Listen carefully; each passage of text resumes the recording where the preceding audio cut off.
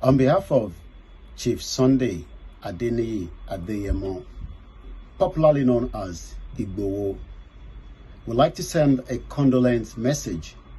to the family of late Prophet TB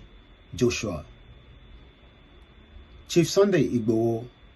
would like to express his condolence message to the family, the wife, and likewise the children, that may the Lord heal the wound and likewise continue to be with the family at this very difficult time. He would also like to use this opportunity to say to every other members of the public to continue to pray and pray for the late Prophet Temitope Balogun Joshua,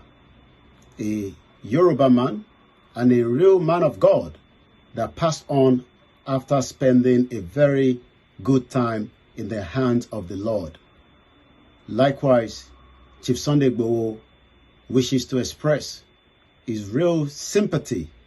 with all the members and the family of the Synagogue Church of God. Babawa Chief Sunday Igboho ló ń fi àsìkò yìí